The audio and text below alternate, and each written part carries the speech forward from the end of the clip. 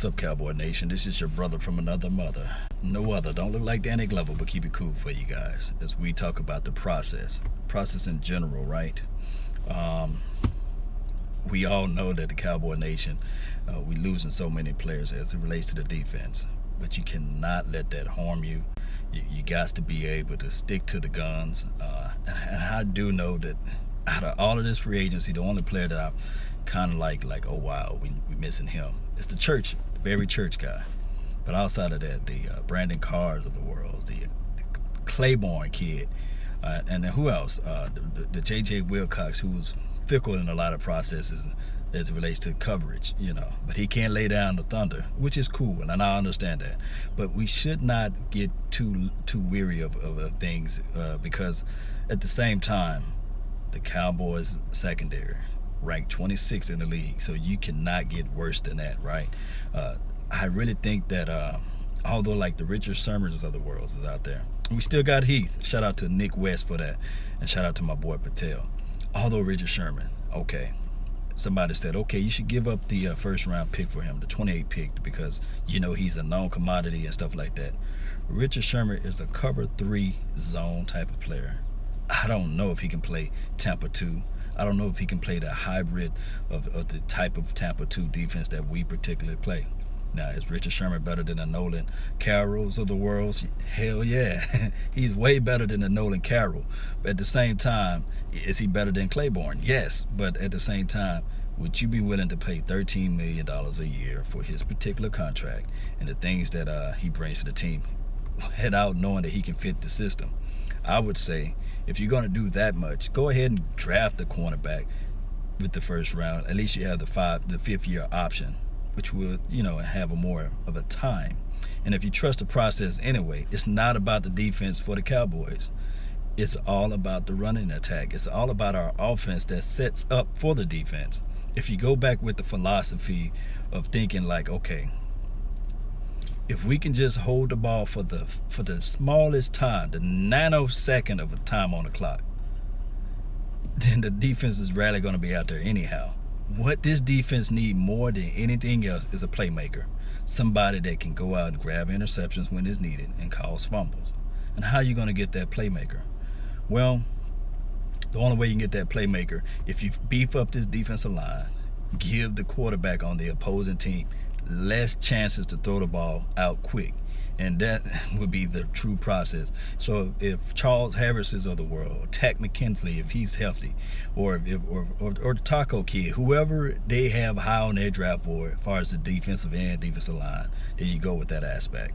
Now, if push comes to shove and you got Cam Robinson or whoever, I forgot his last name, I think his name Cam Robinson, one of the top offensive linemen out there in the draft. If he falls to you at 28, Cowboy Nation, please don't get all butthurt about that. Because at the same time, you going back to the core of your offense, which set up the defense. You got to secure that aspect of the game. Cowboys is ranked number 5 in the offense last year. Push come to shove, they're going to be ranked number 5, ranked top 10 in the offense this year as well, So at the same time, if you can just beef up the small areas, beef up the small ends of this particular offense, then you still have what you call a great team. Now, you can't pay attention to what other teams are doing, which I understand. Everybody would like to say, oh man, the Eagles are doing that, or the Giants are doing this. You don't worry about them. You just focus in on what got you there, which is King of the East. And being the beast and the King of the East, you just got to continue to run your race, and that's how I look at it. Now, the only thing that I have reservation on, and I know you guys feel the same time. I know you guys feel the same thing. What I have is the only reservation that I have is the continuity. You're gonna lose a little continuity because you got new guys coming in on the defensive side.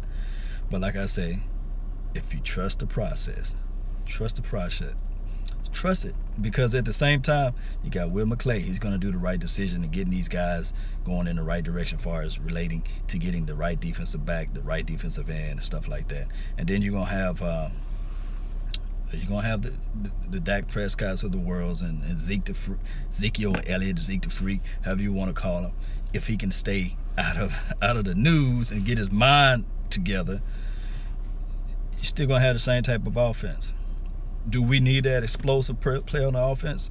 Yeah, we still need that guy that can take the top off the defense on the offensive side. So we need to figure out in this draft who's going to take the top off. I still like the D.D. Westbrooks of the world, you know. I still like, of course, John Ross. He's going to be long gone. He's injury issues and stuff like that. But if O.J. Howard falls into the mix, that's what sets you up, you know. But shout out to y'all in the chat box. This is my first time shooting it live from my phone and stuff like that. I appreciate you guys following. First time shooting it live the right way, I guess, so I can reach you guys' comments. So thank you guys for tuning in to the Law Nation Network and all this good stuff.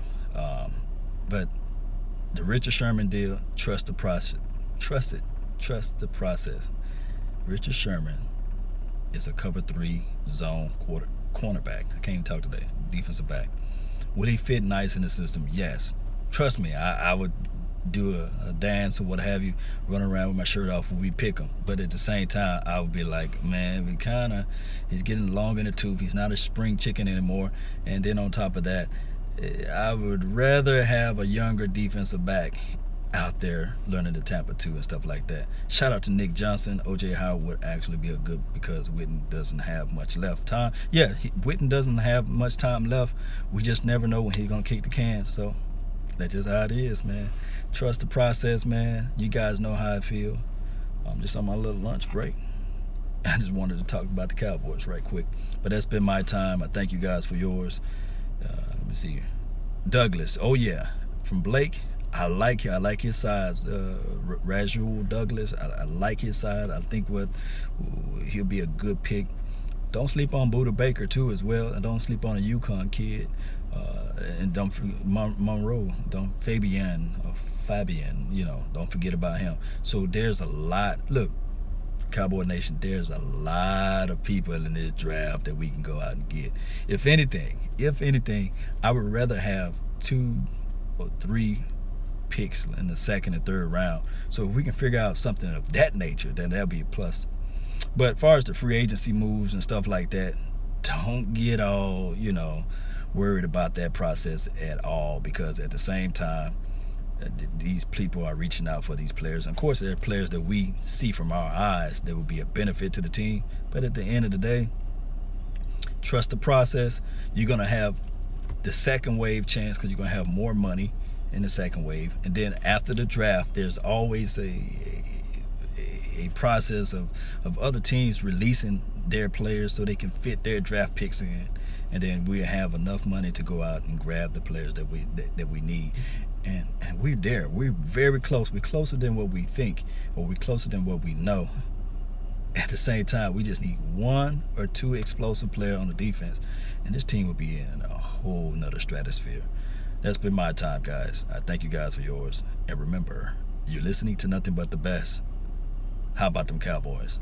I'm out. Peace. Oh, yeah. Nick Johnson, you're right. Maybe to trade out of the first round, get multiple picks in the second round. Bam! There you go. I'm out.